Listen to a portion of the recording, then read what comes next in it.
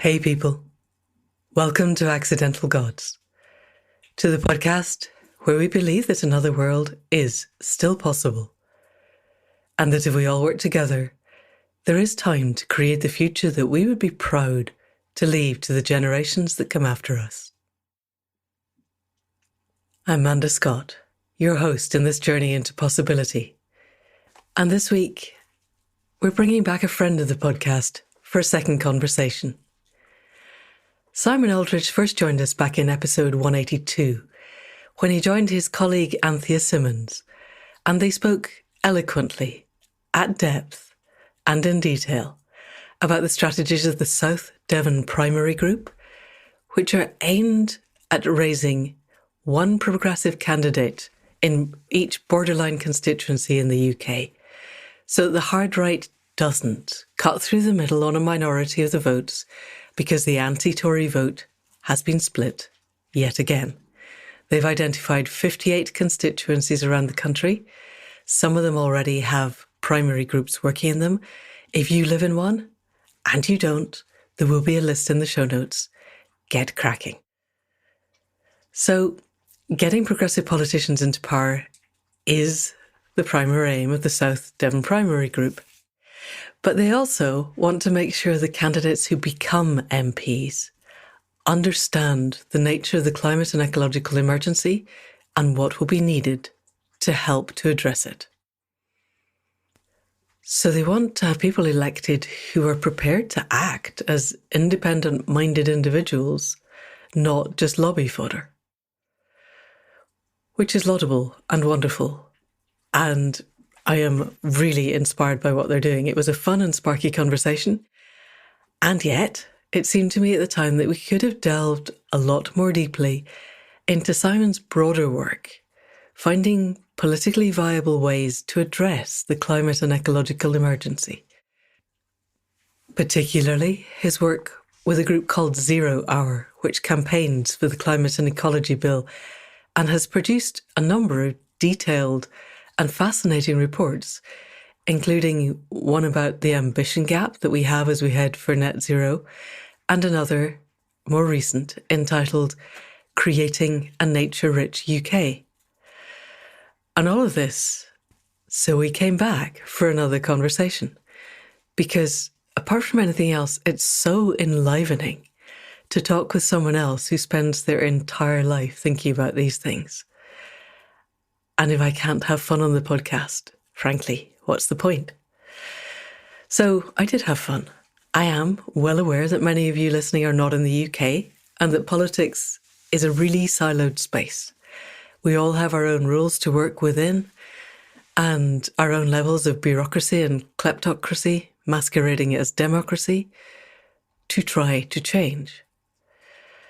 That being the case, we did speak a lot about UK bills and politics and politicians and the House of Commons and the House of Lords. But nonetheless, I hope that some of the ideas we explore, particularly the bigger ones of global regenerative power systems and the routes to net zero and nature-based solutions, strike home far outside the boundaries of this island, because they matter everywhere. The climate and ecological emergency is global. So here we go. And yes, I do still have COVID, so I apologise in advance for the state of my voice. All that being said, people of the podcast, please welcome Simon Oldridge of 0 Hour and the South Devon Primary. Simon, welcome back to the Accidental Gods podcast. It's a delight to be talking to you once again. We are on the back edge of Storm Babette. I don't know how to pronounce it because I've been in bed for a couple of weeks, so I haven't been listening to the news. But how are you, wherever you are? Are you flooded? Likely to flood? Well, hi, Amanda, and thank you for having me back. It's great to be here. No, we're not flooded at the moment. But, one thing we can be sure of, all the science tells us that we are far more likely to be and flooded in a more severe way at some point in the near future, particularly with El Nino brewing up, which hasn't really affected us yet and will be doing so from around late sort of autumn through into next year. Oh, joy. Okay, I had confidently assumed that this was part of the El Nino, so this is just the beginning. I noticed that there was a lovely place in Scotland where they threw up the storm barriers that they'd carefully created in 2016 that were going to be absolutely fine for everything that was likely to happen in the next 200 years. And we're not even close to being enough to stop the storm surge. So before we get all into that, let's take a step back and look at South Devon Primary and what you've been doing with that. Because the last time you came on, you were talking about your ideas for how to transform the nature of politics in the UK, but I think it could be a model for politics around the world. And since then, a number of by-elections have happened and politics in the UK has fallen even further into total disarray. What's happening with South Devon Primary? Just give us the edited highlights of that. Sure. So here in the UK, like other countries, including America, Australia, and Belarus in Europe, we have this old electoral system called first past the post, where whichever party has the most votes wins. And so you have governments elected on the minority of the vote and given all the power. Now, that voting system worked okay when there were only two parties going a long way back. Now there are lots of parties. And just by chance, there are more parties in the centre and left. So here the Greens, Lib Dems and Labour. And so the vote is split between those parties. On the other side, you have the Conservatives spanning a very wide range of views, but holding together in one big tent, which includes some complete lunatics on one end, and then some other lunatics. Lunacy party. Yeah, it just gives them an inbuilt advantage, which is very unfair. It means that the votes of many people are wasted when they go to the poll. So what we're doing is we're running a primary contest between the three progressive parties, Labour, Lib Dem and Green, and allowing voters to choose one candidate to unite behind. And people try and do this anyway at election time. They try and guess which one everyone else is voting for. And I've been around campaigning for all of those three parties, whichever one I thought was the one with the most chance. And the thing people always ask on the doorstep is, which is the one to back? Which is the one to defeat the Tories and to stand up for us, not the polluters and the big business? And so most people don't mind that much which they vote for. They just want to know which one everyone else is voting for. And so this process is designed to solve that. And we're going out every week on to high streets around the constituency, chatting with lots of people, and there's so much enthusiasm for this. We now have about 1,200 people signed up, including many who've offered assistance. About 30%, 40% offer to help, and 10% say, I definitely want to be involved. And people are going out, leafleting every house, talking to their friends, hosting drinks parties. And so, there's a real enthusiasm that, as one lady said to me on Saturday, who we interviewed for a film that we're putting out, that for the first time here, she'll have a chance for a vote to be counted, not this assumption that the Conservatives will just win due to this ridiculous sort of advantage they get under first past the post. So, we're motoring forwards. Yay. And I should just say that we're also expanding nationally, and we've analysed all the constituencies in England and Wales and determined that there are 58 constituencies suitable to run a primary where the Conservatives are otherwise very likely to win.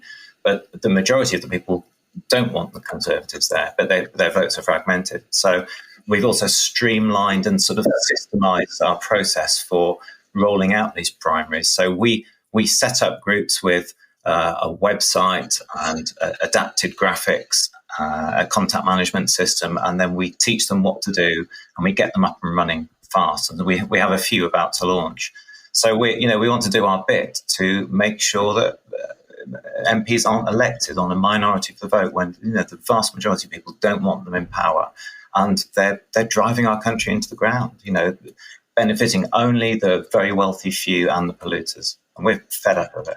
And we're fighting back. Yay. Which sounds immensely good. It seems to me, however, that not wanting the polluters and big business in charge is still a kind of a hopeful thing, in that I look at both the two big parties on the left, and as far as I can tell, they are wholly owned by business and the polluters. It's just the rhetoric is slightly different.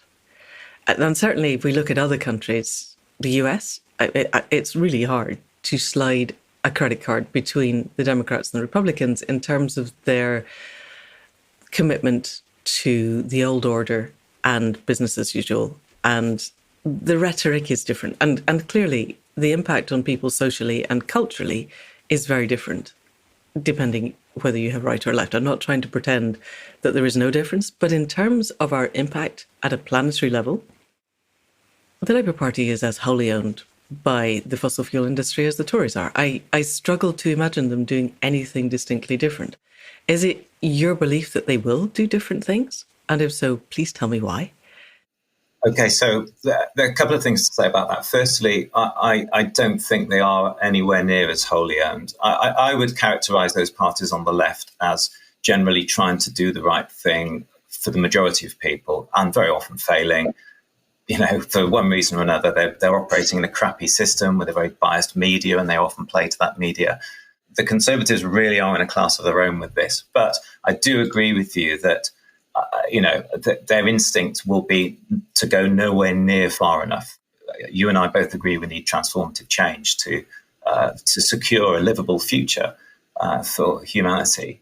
But this is where the primary does something a little bit different. It's not just a question of selecting one candidate to get behind and then let them go off to Westminster and vote along with their party. We're going to be running these 7 town halls in our constituency, and there'll be something similar in other constituencies, where people get to ask questions of the candidates in a live streamed event. And we record the answers. So we know, because people really care about it, that climate change will be really high up on the list of the questions asked. And people will want to know that their candidate, do you back the climate and ecology bill? And I think hopefully we'll come to talk about this in a minute, because this is the way to drive transformative change. And candidates, if they want to reach out, for example, if the Labour or Lib Dem candidates want to win the support of Green voters, they're going to have to pledge to support that. Now, I think the most we can do here in a constituency is send an MP to Westminster who comes with those added promises that they're not just say a Labour or Lib Dem MP. They're a Labour or Lib Dem MP who's made commitments on camera to people considering voting for them. And we think that's about as powerful a control as we can exert over these MPs, getting them to work for us, not just sort of trotting along and voting with the whips. I don't like the whip system. It's the means by which polluters apply control over MPs. We've read about that in Rory Stewart's brilliant book recently. It's rotten, isn't it? And people are fed up. They want a promise from an MP, and then we want to send them to Westminster to go and carry that out. And yeah, they can be with a party, following a party, but there's a few things that we want them to commit to. And we don't think that's at odds with the strategy of any of the main parties, because there are MPs who already support the climate and ecology bill from all the main parties. So it's fine for candidates to support that. And we want to get as many candidates supporting the climate and ecology bill as possible, and then get them elected and get them into Westminster. And if we can do that, together with all these other campaigns like Stop the Vote, Kel Vorderman's brilliant campaign, then we can wrestle control back from these polluters and get them to implement this transformative legislation to drive change. Okay. I look forward to watching this happen. So, yes. You've got to have some ambition, haven't you? Of course, it's a long shot, all of this, but what's the alternative? It's worth a try. We've got to go for it, haven't we? Yeah. It's better than sitting back and watching them destroy everything for the fun of it, because they can. Okay, so you talked about the climate and ecology bill. Let's see how much we can expand this beyond the UK, because over half of our listeners are not UK based. So my assumption is that almost everywhere in the world, at the moment, the fossil fuel companies own whoever is in power. Certainly they do in the UK and the US. I read the other day that the return on lobbying in the US is $222 per dollar spent on basically bribing the people in power, which is an extraordinary return. There isn't a company in the world that wouldn't spend whatever it takes to get that kind of return back. You don't need to do anything else. You don't even need to sell any widgets for that to be exactly what you need them to do. And I'm sure it's the same in the UK. Nobody is suggesting that our system currently elevates the brightest and the best to help with the governance of our nation in a time of absolute meta-crisis. So what can the rest of us do working from the grassroots to make a difference, on the understanding that at the moment, until we get a general election, there's very little that we can do other than what you're doing to begin to get the right people into the Houses of Parliament. But in the meantime, as far as I understand it, you guys are working really hard around other places and other ways of achieving change in spite of the lobbying. Tell us about that. Well, I would say, first of all, talk about it. It's no good waiting till an election and then trying to shift things around. Democracy has to happen all the time. And we're finding it incredibly energizing going out on the street with our democracy meter, our board of questions about how the government's doing. People really engage with it, and it gets them thinking about issues. We have a lot of people who come along and say, well, don't really know about politics. I'm not really into politics. And we say, well, politics is being done to you. Yeah. We start talking about it, and then so many go away then thinking, oh, actually, yeah, I do know about it. I do care. I do need to engage if I want a future for my children. And so that conversation has to start now, and that includes persuading people to get registered. But you do that by giving them hope that actually their vote might count. And so that's why we're creating this sort of sticking plaster around our broken system, which is really hopefully temporary until we get proportional representation. But in terms of the global picture, I think there were some lessons in the Climate and Ecology Bill, the UK, this draft piece of UK legislation that could be replicated elsewhere, because it's a very clever piece of legislation. It doesn't set out a whole list of measures that need implementing. It sets out the sort of broad framework that in terms of emissions reduction and restoring nature that governments must adhere to. So it's very much outcome focused, so it's quite an easy thing to sign up to. Do you agree with trying to limit warming to 1.5 degrees to avoid, calamitous situation and food shortages and fires and people dying? Do you agree with that? Do you agree with restoring our horribly depleted nature? And, England's the 7th most nature depleted country in the world. Can you say a bit more about that? Tell us why and how you know this. Okay, so that's comes out of a study by the RSPB and the Natural History Museum, and all the UK home nations are in the bottom 12. England's the worst at the 7th. And it really is because we were the first into the Industrial Revolution. We've chopped all our trees down. We've sort of very heavily sort of intensively farmed with a very strong skew towards livestock and ultra-processed foods, which are, incredibly damaging for nature at that level. I'm not one of these people who say you can't eat any meat, but, if we eat less meat, we can free up a huge amount of land. And there's a really positive story around what that will free up in terms of nature-based solutions, which maybe we can come to in a minute. Definitely. But so in terms of getting this bill passed, it shouldn't be difficult for a politician to say, actually, yeah, I do agree with trying to create a livable future. And so you sign up and you agree with it at this overall level. And then once you put that framework in, it ensures, it's got a self-correcting mechanism. It ensures that the plans that the government puts in place are consistent with reducing emissions in order to limit warming to 1.5. Now, I know we're near to 1.5. We're going to breach it this year, almost certainly. We're probably going to hit it in the early 2030s or sooner. But that doesn't mean that the UK can't reduce its emissions consistent with its share of the carbon budget for 1.5 degrees. We should be doing that. We can do it, and it will create a better future. So the power of this is you get politicians to sign up to it and implement it, and then it's very difficult for it to be undone at that stage. So I suppose what I'm trying to say is, if it had a whole list of measures to implement, everyone would get bogged down in arguing about it forever. So you agree with the overall principle, and then the bill launches this process of devising a strategy, which involves consulting with the public via citizens' assemblies, which is key. We need to win over hearts and minds. There's been so much disinformation that we're not going to be able to move forward if a significant portion of the population still doesn't even understand that there's a crisis or that we're threatened. So the bill will push that forwards. That's a really important part of it. Sorry. I just want to leap in and take us back a step, because you said we're going to breach 1.5 this year. And I have been reading this, but I would really like you to unpick a little bit of that. Let's have a look at why 1.5 was this totemic level anyway. And then it seems that it was one of those things, everybody kept saying 1.5 is still alive after COP26. And then the people I was listening to elsewhere were going, no, it definitely isn't. And it's beginning to sound like they were right. So where are we? Why does it matter? And where does the current state of the world put us in terms of the climate emergency?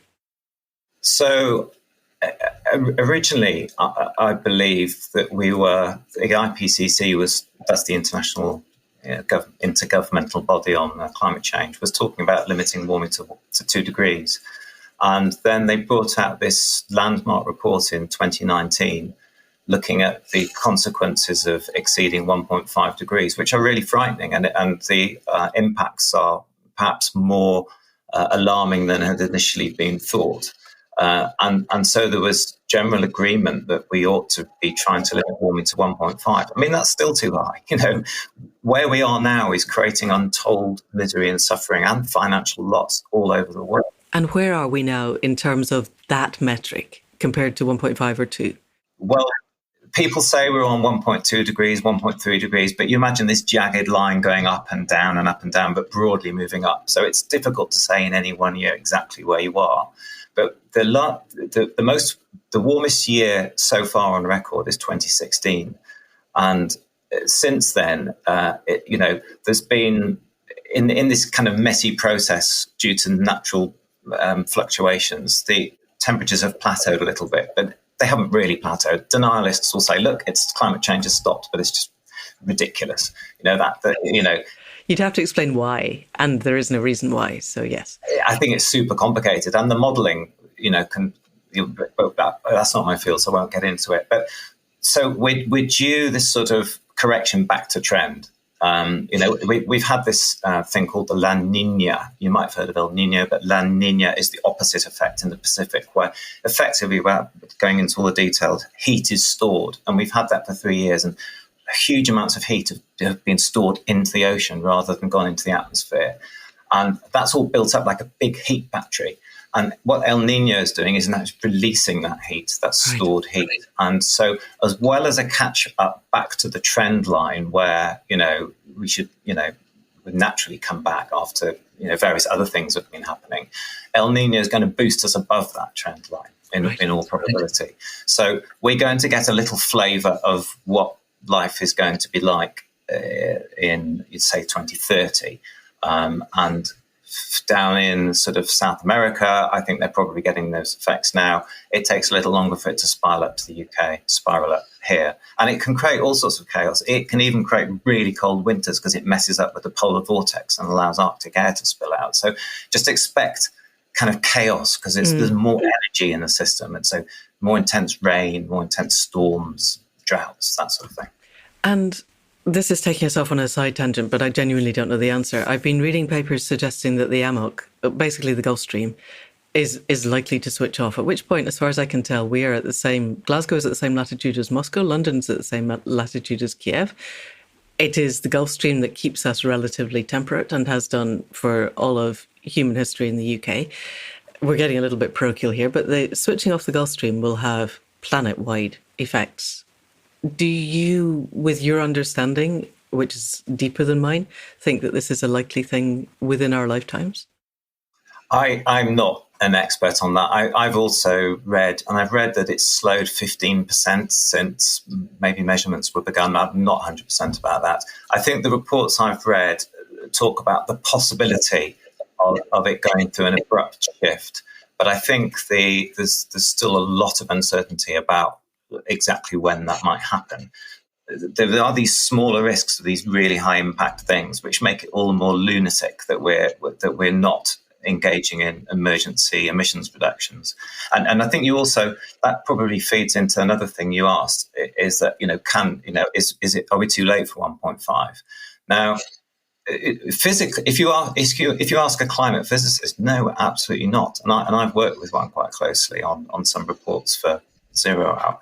No, absolutely not. But if we wanted to keep warming to 1.5, we'd have to go onto a serious emergency footing. And you're talking about, having to curtail transport and, risking turning the lights out. That's how we've left it so late. But, the thing we need to understand is that there's population growth going on in continents like Africa that's still sort of locked in because it's a very young population.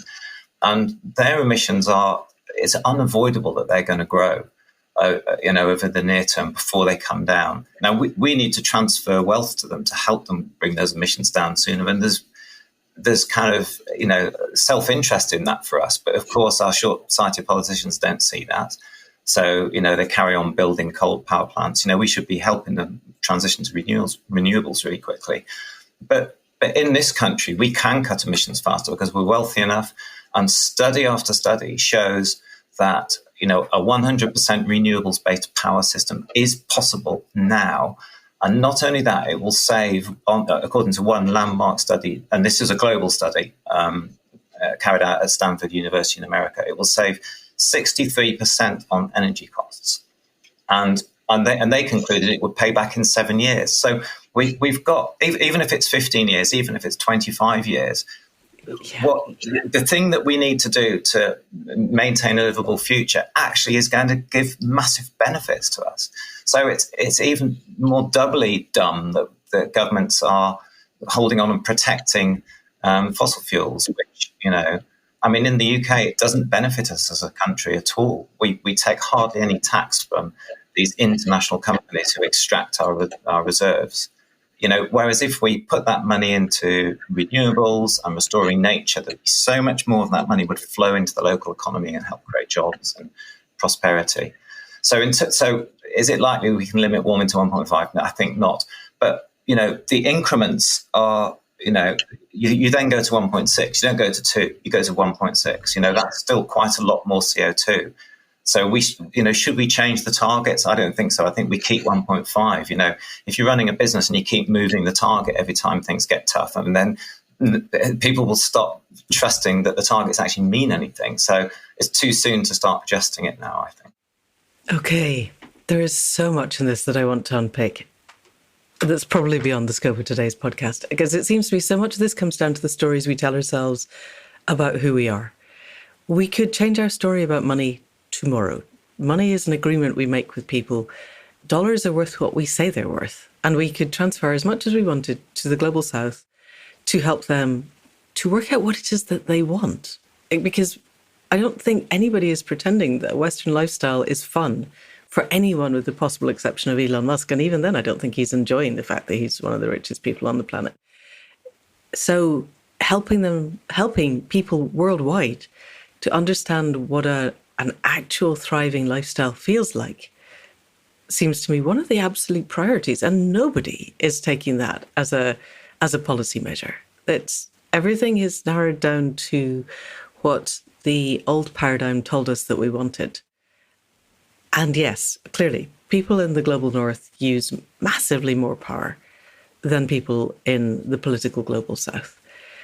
How do we create the narratives that let ordinary people who are struggling to pay their mortgages and struggling to heat their homes and struggling to eat, how do we get them to care about something other than those struggles? There's a meme going around on Facebook at the moment where a couple of penguins are standing on a very, very small bit of ice, staring at a woman with a shopping trolley and her bill going, to be perfectly honest, I don't think the cost of living is your real crisis at the moment. And clearly that is true. But equally, we live in a world that is designed to keep people stressed and not thinking. Until we change the design of that, I don't see a way forward. And I don't see that our current system is even beginning to think about how to change the design. How do you see, you spoke about nature-based solutions and things changing. How do you see things changing such that we're not just going to race for two because it's there? Well, yeah, I mean, that's a huge question, isn't it? And I think you get into the fact here that it's insane that we are still continuing on as if we can keep growing globally and grow the use of all our resource use.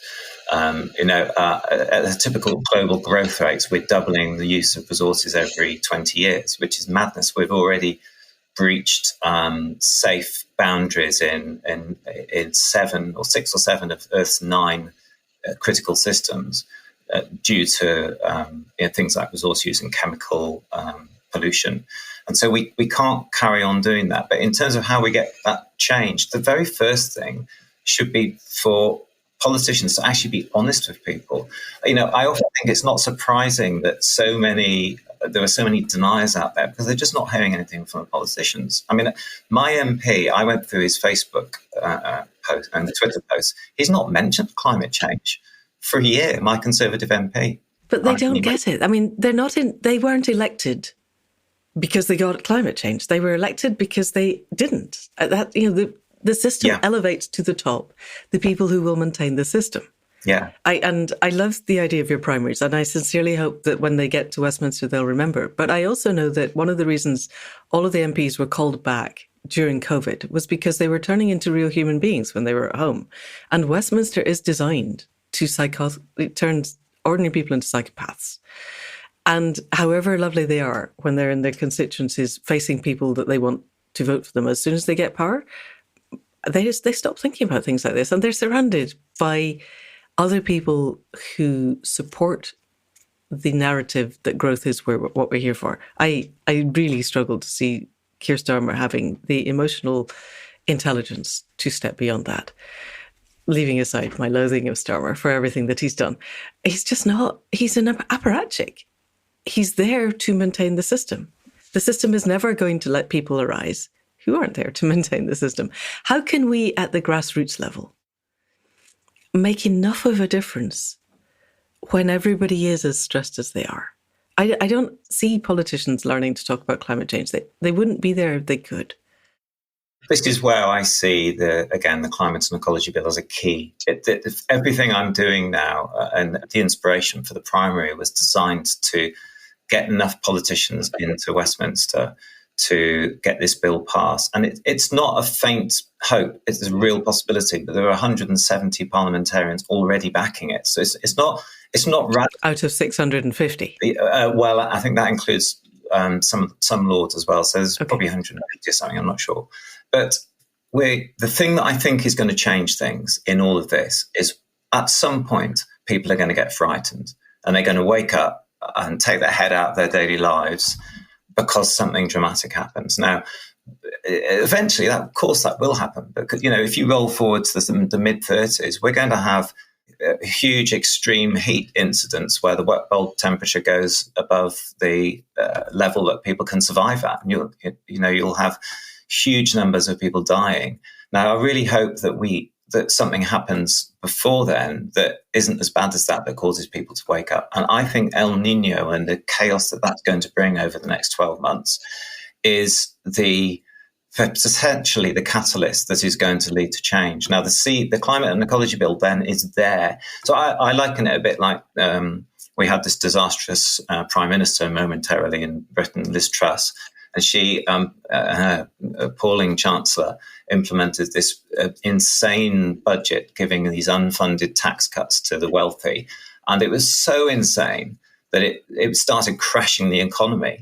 And in order to kind of settle the markets, the government was forced to put in something just a little bit more reasonable.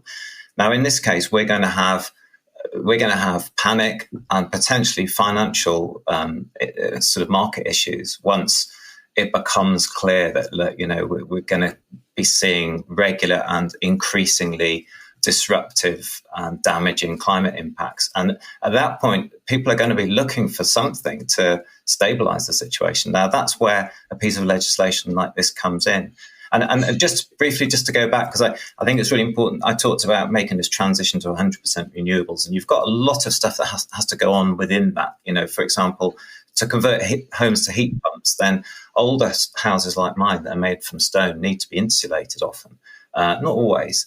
And that can be really expensive. And so the government plays this really deceitful game saying, we're not going to force people to pay for insulation. Well, that's not how it should work. The government should be offering grants to pay for this for people, because it actually offers a massive financial payback to our country. It releases us from dependence on oil dictators and reduces all the oil infrastructure we have to build. It also reduces the amount by which we have to scale up our grid to provide electricity for everything if we can insulate and use less. So this isn't for individuals to pay for, it's for the nation to pay for. If we were at war, you wouldn't ask individuals to pay for missiles, would you? The government would step up and do it. And we are threatened in the same way. And there's plenty of money there. Since around 2010, the wealthiest 10 families in the UK their wealth's gone from around 50 billion to around 150 billion. Wow. And the UK controls around 50% of the world's tax havens.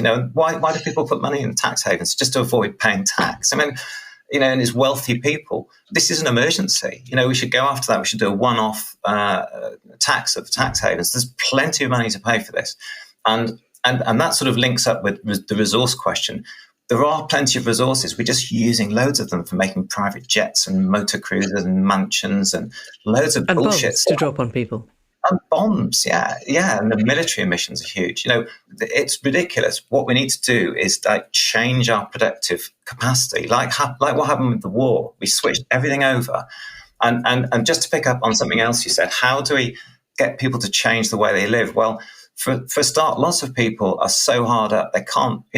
That's one of the reasons they're eating like ready meals and using single-use plastics and all that sort of thing. If we're going to start to live more in harmony with nature, we can't have supermarkets full of single-use plastics. But if that happens, then people have got to change how they eat. And then they need more time. They need more time to buy real food and to actually cook. And that means that, minimum wages have got to go up. The whole thing's very circular. What it means is actually living in harmony and stabilizing our biosphere is going to be good for nearly everyone, apart from the really wealthy who are just going to have to share a bit. And even then, it's good for them, because none of them are going to benefit from biosphere collapse and having, no one being able to afford to buy anything. So it's just, but they can't see it, and they're too short-sighted. They're often old men who have got a very short time horizon. So we've got to take control from them. And I know people say, well, that's never happened in history. They've always been in control. Well, the climate change and the nature breakdown are two things that are, they're more unstoppable forces than the power of these people to hold on. At some point, they will lose their power.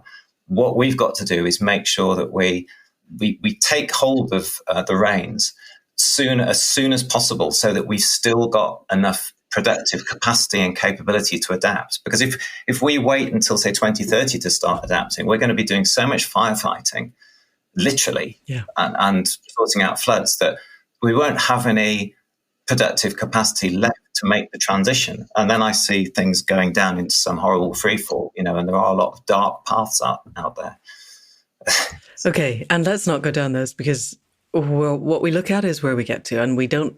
Everybody understands how bad things can be. I think you cross the Handmaid's Tale with the road, and you'll end up being kebabbed over piles of burning tires by our bigger and nastier neighbours, and that's every time a group of permaculturalists, certainly in this area, gets together. Way back when I first moved here in 2005, I got all excited and joined all the local groups, and we'd end up around somebody's kitchen table, and within half an hour, talk would have turned to how we're going to mine all of the bridges over the Severn to stop the hordes of Birmingham coming to take all our food. And I think if things have fallen down that badly, frankly, we're all screwed anyway. So let's not go there. And one of the things I really enjoy about talking to you is that I look at the system and I think we need a totally new political system, a totally new monetary system, and a new way of being. And it's hard to think of the ways of inducing everybody to see that. And you live in a reality, I think, I am hearing, where money still functions. Taxes are still a thing that are worth taking. I think taxes are a scam, but that's because I'm a modern monetary theorist. Not that I think that they're wrong. I just think the government doesn't need to take tax in order to spend money. The government spends money into existence. That's how money arises. And they don't need the taxes in the first place. The taxes are taken to even out the playing field and to maintain the fiction that otherwise the government hasn't got money to spend. But what Liz Truss did was essentially take modern monetary theory and use it in a completely batshit crazy way that was going to, hand free money to all of her friends. But she was basically implementing modern monetary theory. And one of the reasons that everybody stamps on it is that they say the market would never accept this. And I had always thought, well, what does the market not accepting it look like? And then Liz Truss appeared and we go, oh, that's exactly what the market not accepting this looks like.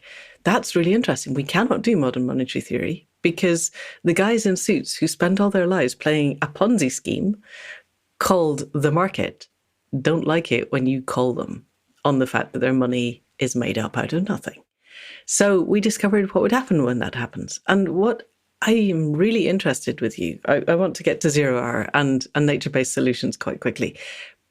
But I'm really interested if your theories are all correct. And the big hole that I see is that everywhere around the world, when real bad climate stuff starts to happen, most people do not attribute it to climate change. You do look at particularly in the US, which has, a crazy political tribal system, but wildfires sweep through California and people's assessment that this is climate change falls.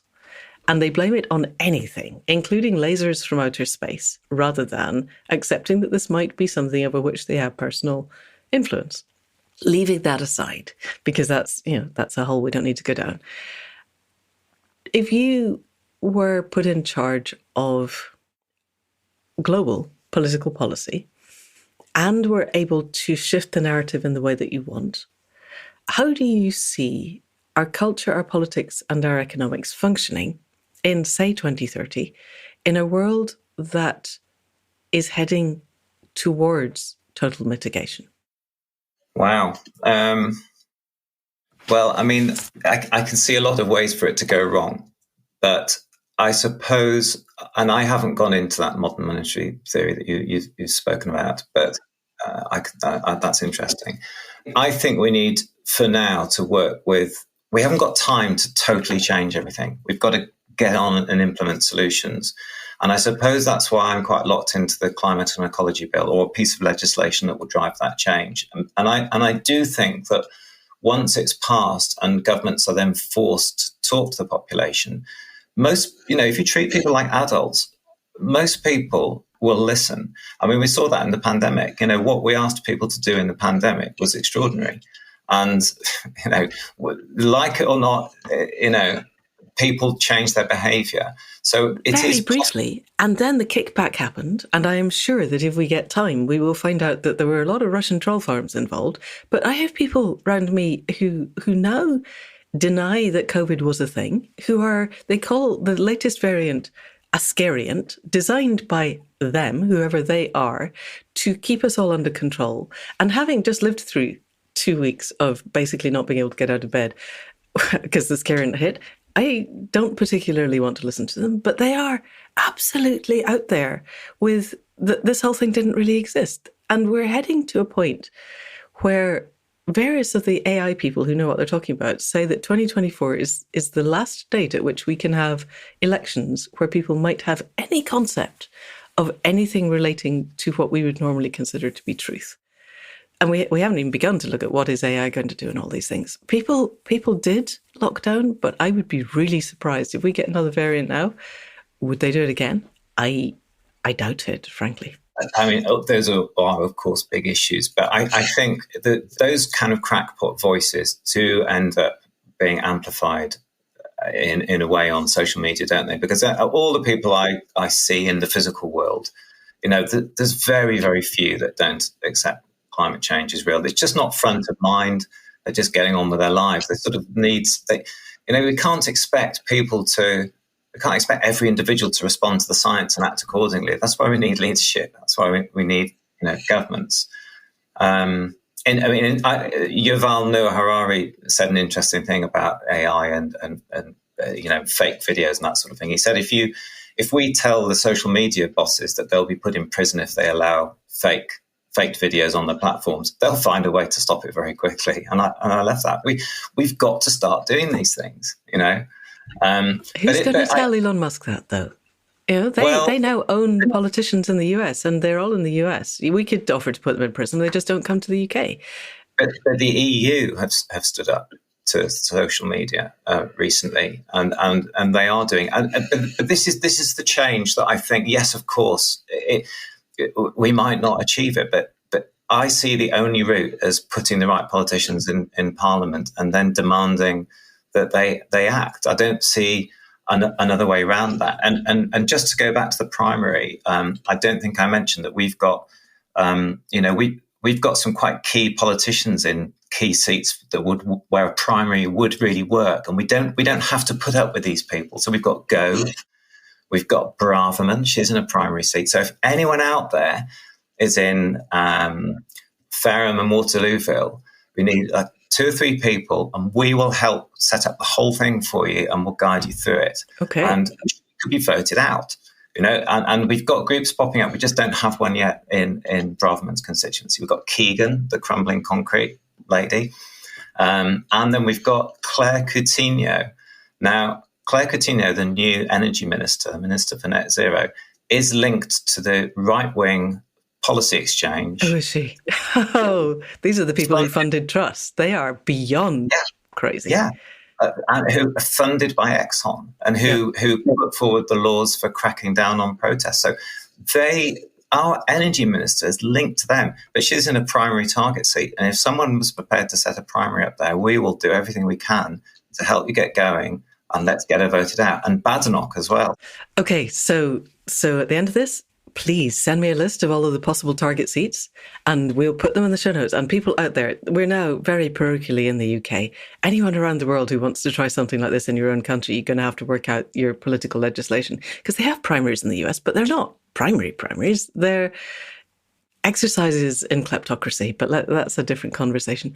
So Simon's going to send me a list. We'll put it up. If you're in any of these constituencies and you want help, Simon's group will help you to find ways to kick out the nastiest of the nasty. I read yesterday in The Observer that Jeremy Hunt, who is actually one of the most terrifying people in Parliament because he manages to look like a human being, is not even going to stand at the next election because he thinks that his seat is likely to fall. So when someone like that isn't even safe, then we could definitely get rid of them. I just strongly suspect that 3 or 4 years from now, you and I are going to be having a similar conversation about the likes of Wes Streeting and Jess Phillips, because genuinely, these people make some of the Tories who are existing in Parliament now look really left-wing. And I do not think they get it, and I don't think that they are safe in power. But we'll find out. Yeah. And if I'm wrong, I will be very happy about being wrong. We'll have to cross that bridge when we come to it, won't we? We will cross that bridge when we come to it. So in the meantime, you've been talking quite a lot about Zero Hour. Tell us a bit more about Zero Hour, and then talk to us a bit about nature-based solutions and what people can be doing while we wait for the next election and try to overturn whatever's happened. But what can we be doing at a grassroots level? So Zero Hour is the organisation behind the Climate and Ecology Bill, which is a private member's bill put forward by Caroline Lucas, but which has support from all the parties, including some Conservative MPs. And in brief, it would limit cumulative emissions from now, cumulative CO2 emissions, to ensure that we don't emit more than our share for keeping temperatures within 1.5 degrees. It's not about a net zero date. That's a real red herring. It doesn't matter massively when we reach net zero. It's the area under the line that matters. It's the total we emit from now. It would also create a legally binding obligation to reverse the loss in biodiversity by 2030. It's to set nature on the path to recovery. And then crucially, that we take responsibility for our overseas ecological and emissions footprints, which are currently ignored. And one of the reasons why the UK ministers often crow about our UK emissions figures falling by, say, what was it? The latest, I think it's 48% since 1990. It's because we've offshored it all. Sure, that's our territorial emissions, and we don't even include aviation and shipping at the moment. We also don't include the military.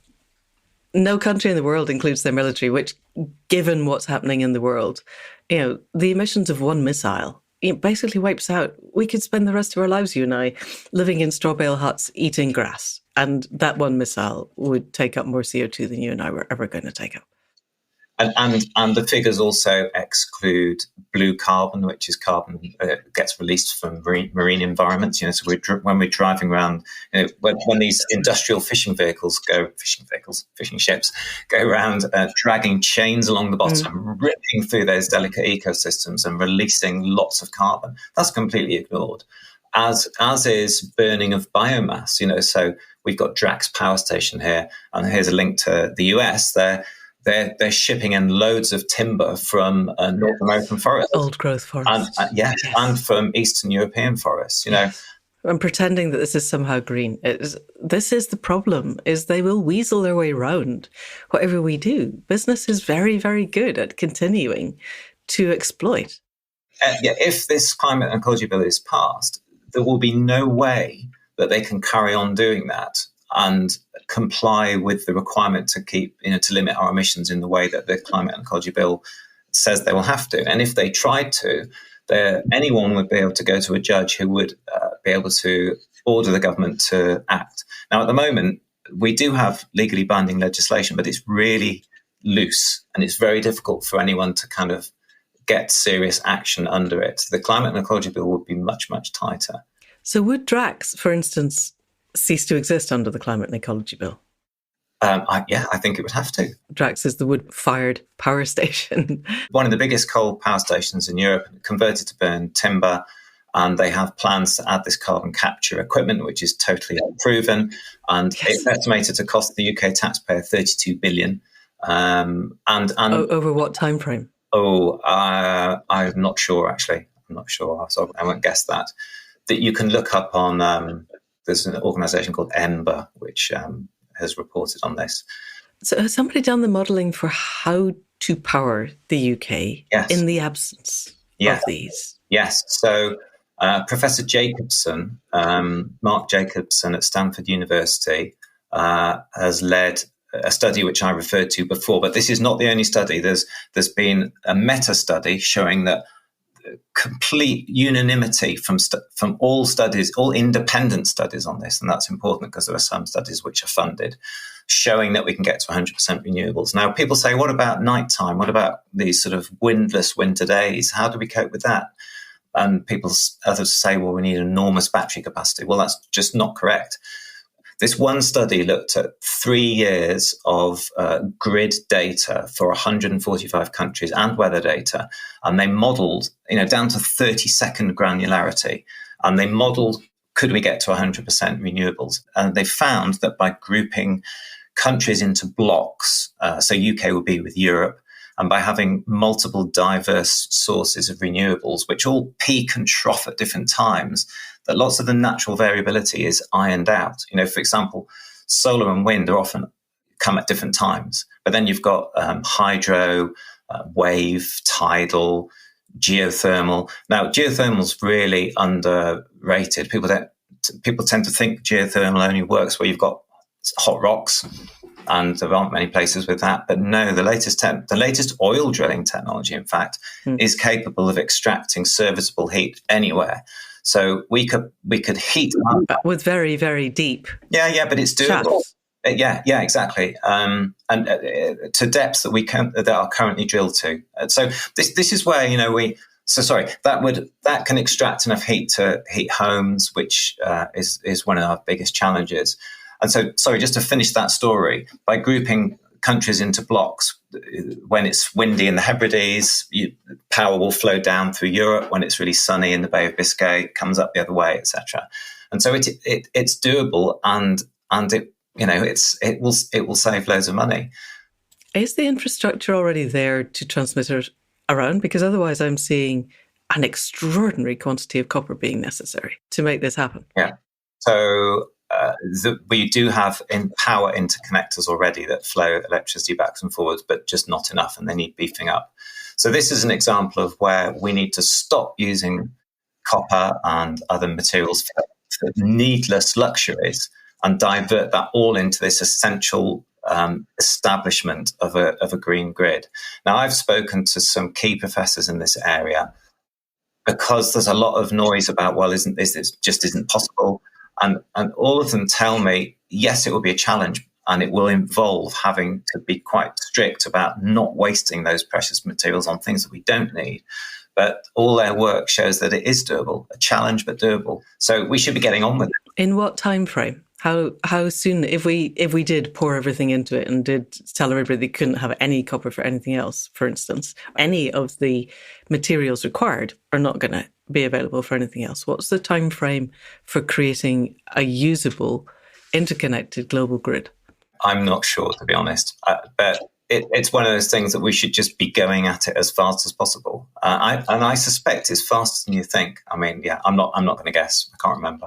Be interesting though for someone to to crunch the numbers, because if politicians were presented with, okay, this will take 10 years, say, picking a number out of the sky, and we need to start now, and if we do this within 10 years, we can go fossil fuel free, the ones who are owned by the fossil fuel companies would scream and do everything they can to get in the way, but everybody else would be behind that, I would have thought. Yeah, absolutely. And I don't think we're talking loads longer than that, but yeah, I won't guess. People can look it up. One thing I really should mention is reducing wasted energy. It's not just about shifting over. And there's a great organization called CREDS, Centre for Reduction in Energy Demand. And they, and I know one of the professors, John Barrett, they have created this fantastic report that we're using very detailed modelling to show how the UK can reduce its energy use by 53%, I think it is. It's definitely over 50, without any negative impact on quality of life. We waste so much. We've got the leakiest homes in Europe. The government's allowing SUV sales to soar. What absolute madness. They use, even if they're SUV electric vehicles, that's it's such waste. It's not just waste of energy, it's waste of these precious resources and minerals that we need. It's absolutely dreadful that they're allowing this. They should just ban them, and so we can save all this energy, and that makes the transition to 100% renewable so much easier. It lowers the hurdle. If we've got less expansion needed in our renewable grid, we'll get them sooner. So we need to be doing this really aggressive reduction of demand. In the days when I looked into this in detail, 30% of power loss was from the power stations to the periphery. It was lost in transit. And the further we send it, the more don't see how the square root law does not apply to this. Yes, it would, but the way they transmit power over greater distances is with DC, not AC. Yes. So when Thomas Edison first he made this decision to go AC, but DC... But there are very few DC outlets. I know because I'm involved in a project in Scotland. There is a DC outlet in this one particular location in Scotland because there was a nuclear power station there and it went down. We don't have the DC outlets. And yes, DC it falls off less, but it doesn't not fall off. We've either got to get to a point where they're going to let us put up wind turbines on the hill so that, our very windy valley could actually power itself, and have localized power grids, which at the moment are illegal. There's only one microgrid in the UK, and it's at Dartington because they happen to get a special license to do an experimental one. We would have to completely change the very Stalinist centralized power production model that we have in this country and beyond. Is that something that's part of the modelling? Yes, as far as I'm aware, they have modelled that. And DC losses are very, very small. And so I think all of these large interconnectors are DC. But I'm getting a little bit out of my field here, but that's certainly being considered. But I completely resonate with what you say about local electricity generation. And I think the more you allow microgrids and community involvement in wind power, which changes everyone's view to wind, and you get hugely high approval ratings for having wind turbines if people can share in cheap electricity or in community profits. And of course, the more you do that, the less you have to be transmitting over long distances. But I think you need that backup for when it's not windy and when it's not sunny, and that power has got to be able to shift around at national level.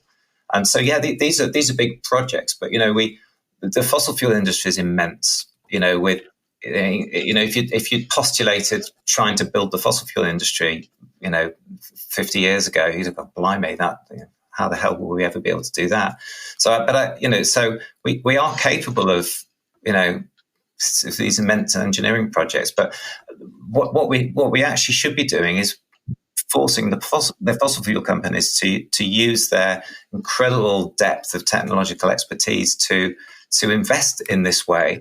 Much as I've sort of have got such contempt for them, but they've got the logistical capabilities. But at the moment, and the money, at the moment in the UK, the government is directing fossil fuel companies towards investing in new oil and gas, because if you're BP or because that's what they want to do. Yeah, but I don't know whether you're aware, but the government gives a 91% tax rebate to oil and gas companies for investing in new fossil fuels, but they don't give them anything for renewables. So it's madness. So the new Rosebank oil field that's just been kind of announced, and there's been a lot of upset about it, rightly so. The UK taxpayer is going to be giving in total 3.75 billion in tax relief for this, including to Equinor, which made 62 billion in profits last year, 62 billion pounds sterling. So we're paying them to invest in oil, but what we should be doing is we should be taxing them at an extremely high level for any profits that come from oil and gas to make them not want to do it, and give them a big rebate for investment in renewables and in power grids, direct their productive capacity, which is probably one of the fastest ways we can get change. Is that part of the bill, the climate and ecology bill, that would happen? Or would that be an innate roll-on effect of the bill being enacted, do you think?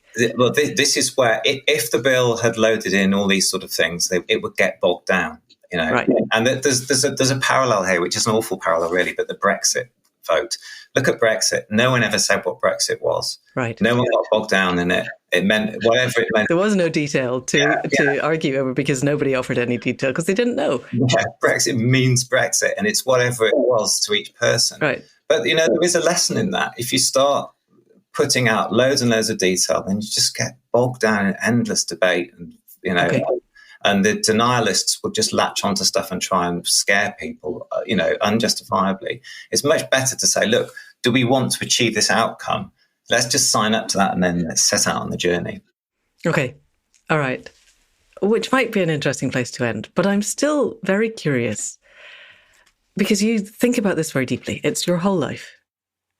And you still, as far as I can tell, exist in a world where people will be driving on roads, spending money, buying consumer goods. It's just that everything will be less carbonized. And part of my reality is that it's not all about the carbon. In fact, quite a lot of it isn't about the carbon at all. A lot of our current way of being, even if we managed to decarbonize everything tomorrow, would still take us off the edge of a cliff. This is one of the reasons I'm fighting very shy of the molten thorium salt concept, because the people who are into that say it's going to solve all our energy problems tomorrow. The technology is there. We can have it up and running within 5 years, total decarbonization. And I am really scared of the idea that we could give everybody free energy forever and think that we're still not going to go off the edge of the cliff. It's just we go over a slightly different bit of the cliff, but we're still going to go over. And so let us assume that we've managed to create a grid and we've shifted to renewals. The fossil fuel companies woke up one morning and decided they didn't want to destroy the planet, and they were going to pour all their energy investment and bandwidth into making the world a better place. We're still going over the cliff. Well, I think maybe this neatly just hooks into the thing that we were going to try and discuss, which is nature-based solutions, because we've got to live in harmony with nature. Yes. And how does that happen in a system where people innately extract and don't understand what harmony with nature is? And this is as big a risk to human civilization as climate change. It's we're part of nature.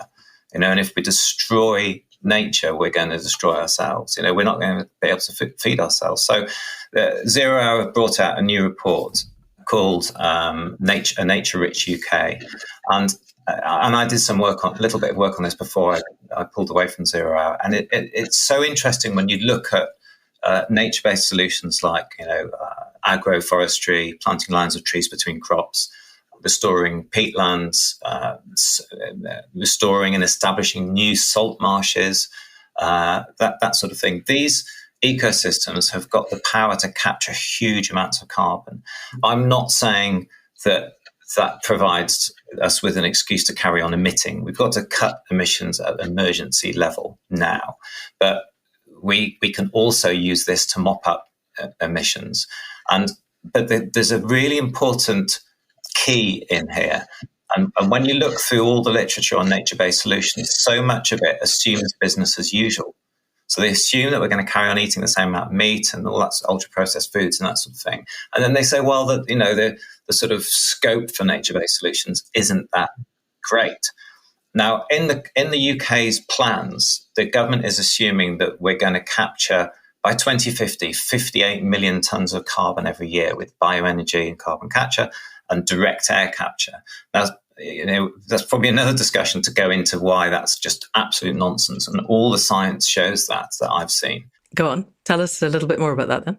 Well, we've talked about bioenergy. So bioenergy, the idea is that if you burn trees that have captured carbon, that's a kind of closed loop. So you capture it from the atmosphere in trees that grow, and then you burn them and release it, and then you capture them again with more trees. But studies show that forests take around 50 years to regrow. So we're creating this massive pulse of carbon, CO2 going into the atmosphere, just at the point when we're in danger of crossing all these dangerous tipping points, like the Amazon burning and ice caps melting. But it's worse than that. There's loads of carbon involved in the chopping down of the trees and the chipping and then the shipping. The list goes on with bioenergy, and it creates loads of dangerous particle air pollution, which the government even mentions right in the back of their net zero strategy report. It's going to create really bad regional pollution. But that's in the north of England, so of course they don't really care about that. And then direct air capture, this is this process where you use these big giant fans to suck air in and filter out those carbon dioxide molecules. And remember, there's only 420 of them per million. So you've got to sift through a lot of air. And air's quite heavy. Air's about 2 kilograms for every meter cubed. It's heavier than we think, even though we walk through it and feels weightless. And this is a really high energy process. And until we got surplus green electricity, all that's going to happen is if you connect up direct air capture plants, is that they're going to need to be powered by burning more gas. So for as much CO2 as you remove and unless they've discovered perpetual motion, this is not going to work. Yeah. In the future, when we've got surplus renewable electricity, I think it's going to be... Simon, why do you think Jevons paradox does not apply to this? At what point we can have surplus green energy? People will use it.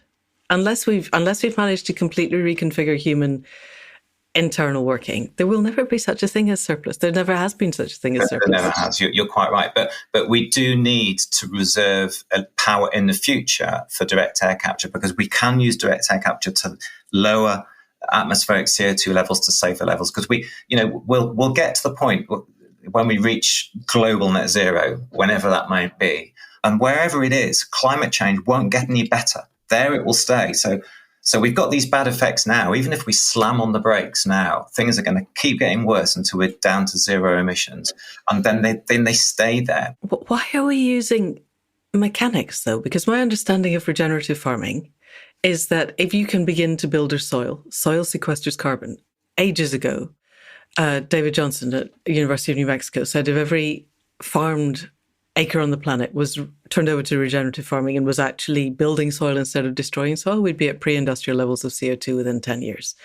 And I don't know if anyone's ever looked at those numbers and recrunched them, but I do know that there are some of the very smart young men, mostly in Portugal because they've had the sense to make cryptocurrency tax-free, are looking at creating LLMs that are large land models that are going to map the entire planet, put AI onto them and go, okay, how do we sequester the most carbon? We don't need to be using green energy to do it mechanically when we could be doing it by nature-based solutions that are intelligent farming instead of destructive fossil fuel-based industrial farming. No? Yeah, I think that's a really good point. I mean, I got caught in a little bit of digression in saying why we shouldn't be doing DAX at the moment, but acknowledging that that's Okay. a role in the future. When you look at that 58 million tonnes that the government's banking on us removing every year from negative emissions technologies, and then you look at most reports, they won't show that nature-based solutions can remove that much because of business as usual assumptions. But when you dig around in the reports and look at the actual potential if we did eat less meat, for example, following the Climate Change Committee's recommendations that we reduce meat consumption by 35% by 2050, which would free up around a quarter of agricultural land, then suddenly you can really unleash the power of nature-based solutions. So you've got agroforestry, woodland, planting more woodland. Sure. Pasture for life systems. Yeah. And so, but that starts with if we're honest with people, and most people don't understand the link between meat and climate change and this whole complex web. But if we actually explain it to people and treat them like grown-ups and say, look, if we do this, we can clean our air because a major component of air pollution comes from livestock farming, so we just need a bit less of it. We free up loads of land, and that will industrial livestock farming. This is a podcast that really believes in livestock farming. But this is the point, is it not? It's not just meat, it's industrial farming. If we pretend to people that they can have industrially farmed carrots and that will be okay, apart from the fact that nutritionally they are absent almost everything that you need, it's still industrially farmed, it's still destroying soil, it's still destroying the microbiome, and it's still destroying the possibility of having a food web that actually is integral to the ecological web. Yes. So it's not just meat, it's industrial farming that has to go. Industrial farming and ultra-processed foods and that sort of thing, which are terrible for food and water security. I mean, if we make this change by reducing ultra-processed foods and eating less meat, we'll create enough land to dramatically improve our food security, because growing for more plant-based diet feeds a lot more people per hectare. It uses a lot less water. We're really food insecure in this country. I think we're the third largest net importer of food in the world, and we're right at the end of the line now, thanks to Brexit. Thanks, Brexit. Yeah, we're importing stuff from Australia because that, of course, is an intelligent thing to do in the middle of a climate crisis. Insane, isn't it? The beauty of nature-based solutions is that they're sort of this actual real silver bullet solution. People normally say silver bullet in a negative way, but I see them as a silver bullet. Again, emphasize not a substitute for cutting emissions, but they'll help us adapt to a warming world. So woodland really lowers the temperatures around us, and we're going to struggle with heat waves. They absorb carbon far more cheaply than these bullshit technical solutions. When you look at some of the costs per tonne for establishing new woodland and supporting farmers for agroforestry, when you look at the Scottish government's payments for farmers for agroforestry, which is an easier one to look at than England, it works out about that you're paying around £9 to £20 per tonne of carbon sequestered. But for direct air capture, it's looking 600 or something. So, you look in the UK at the miserable payments that the government's offering farmers for elms, farmers who've had their household income drop. Typical median household incomes drop to about 17,500 a year. I mean, way below the minimum wage. How they expect to make this change? But then if you think that we're only paying them, 10, 20 quid per tonne of carbon they sequester with these changes we want to make, but we're paying these giant companies like BP who promise to capture this invisible gas in a way that I don't know how it's going to be possible to certify. It's hand-waving magic, isn't it? Then why don't we give that, we could afford to triple the payments if we cancel all these bullshit technical solutions and funnel the money instead into rural economies and help farmers afford the changes needed and actually have a decent enough income that attract more people into farming. Then this is a far better way to go about things. But we're looping around to the start. We're going to have to stop quite soon. Much as I'm enjoying this conversation, we're way over time. But we're looping around to the fact that politicians are owned by the people who have the big shiny cars, who have the big shiny companies, who want you to pour money into their big shiny technological concepts. And farmers aren't any of these things. And there's a whole political thing around the National Farmers Union being owned by the people with the big shiny tractors, and the actual farmers on the ground are not represented by them at all. So somehow we're back to, we need to find a political system with people who actually get this, which is what you're doing. Let's park that one there, because I have one more question.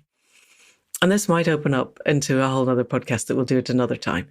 I am listening quite a lot to fascinating young men in their 20s. So these are people who grew up not just in the era of broadband, but came to adulthood when cryptocurrency was already a thing. And the ones I'm listening to are the ones who are really into creating a regenerative future. But the people they're listening to are the ones who consider anything to do with, and I put it in big quotes, nature, to be an aesthetic option that they could choose not to have. These are people who have raised themselves on Star Trek and computer games and novels, science fiction novels, where you left the old Earth behind and you inhabited new planets, and everything is technical. Everything is 3D printed. Everything is made from, you grow algae in the depths of your spaceship and then you eat it. They do not consider nature to be the natural world, the web of life. They call it nature. It's an aesthetic option that they think they could live without. And they are controlling the AI. Elon Musk is the cheerleader for this because they also have a belief system that the chances of this being based reality are so small as it can't be, that they are in fact living in a computer simulation and their job is to level up. These people are now running the world because AI. Are you talking to anyone younger than 30 who exists in that reality? Or is it the case that all of us who care about the web of life, who want to be part of it, are actually the boomers whose day is over? Well, that's a scary thought. I've not spoken to these people or listened to them. We're really pleased that we do have quite a few young people from 18 up who've been coming out and helping us with South Devon Primary, standing at our democracy meeting and talking to people. It's fantastic. And we're capturing them on video. They're really articulate. It's a big question that you just raised, but I think it goes back to education and schools, doesn't it? And connecting our children. We're not going to reach the ones who are already out there creating the AI. No, they left school a long time ago. Well, I think that there are a lot more people who value nature. Look at how much emotion has been provoked by the government allowing water companies to put, human waste into rivers, and the terrible lax targets that they've implemented there, allowing them to keep doing it from a lot of outflows until 2050. People are really, really angry about that. I think that's across the political spectrum and across the age range. So I think we should take some optimism from that. But yeah, well, what a thought. We don't want to be controlled by those people that you just mentioned. Ideally not. No. Although they have interesting ideas of how to solve everything else. But yes. Okay, Simon, we're going to have to leave it there. It's been fascinating. I love talking to you because I rarely get the chance to talk to people who so immerse themselves in the possibilities of where we could go and are working to make it happen. I love your agency. So please do send us all of the links and names of constituencies in the UK that people could help. And if there are any groups around the world that are working towards this who want to send me details of that, I'll put it all in the show notes because this is a planet-wide concept that needs planet-wide action. So thank you for coming on to the Accidental Goals podcast once again. Thank you so much, Amanda. Always great to chat with you. And it's a planetary-wide emergency, isn't it? And I think that's, sure. I'm heartened by the fact that more and more people are coming to get involved in this. And I think that's our chance for prevailing here, because right-minded people are getting involved and stepping up and realizing they can't sit out and be observers. So yeah, please get in touch with us out there, anyone out there who wants to set up and run a primary, and we'll do everything we can to support you. And let's get these shysters out of power. Fantastic. Yay. Okay. Thank you. Well, there we go. That's it for another week. Enormous thanks to Simon for his thoughtfulness and diligence and the detail that he goes into and the sharp mind that he brings to all of this work. I have rarely met anyone as passionately involved who really gets that we do need total systemic change. I will put a list of the UK constituencies that the South Devon Primary Group considers to be vulnerable. If you're in any of them, please go out and do something to help make this kind of primary work happen.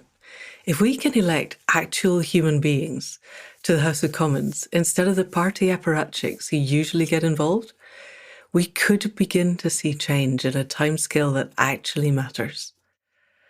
And I really fear that if we don't see that kind of change in the timescale that matters, then we're in very serious trouble. So if we want this future that we would be proud to leave to the generations that come after us, this is a thing you can do. Go out and get involved. And if there's not something in your constituency, there's a very strong chance there'll be something in somewhere that you can reach, where you can go and knock on doors and leaflet and talk to people and help people to understand that they do have agency, and now is the time to use it. Have a read of the reports on Zero Hour if you have the time and the interest. Those too are well worth a look. And as ever, coming off industrial farming and industrial food systems is also really important and high on the agenda. So there we go. That is it for this week. We'll be back next week with another conversation, and in the meantime, huge thanks to Caro C for the music at the head and foot, to Alan Rawls of Airtight Studios for the production, to Anne Thomas for the transcripts, to Faith Tilleray for wrestling with all of the tech and the websites, for making our YouTube and Instagram channels happen. And if you're on these social media, please go and subscribe. It does make a huge difference. Actually, subscribing anywhere makes an enormous difference. Really, if you're on Apple Podcasts, 5 stars and a review, we'd be very grateful. But really, as ever, word of mouth is what counts. If you know of anybody else that really wants to think about the things that matter in the climate and ecological emergency and how we can begin to address them, then please do send them this link. And that's it for now.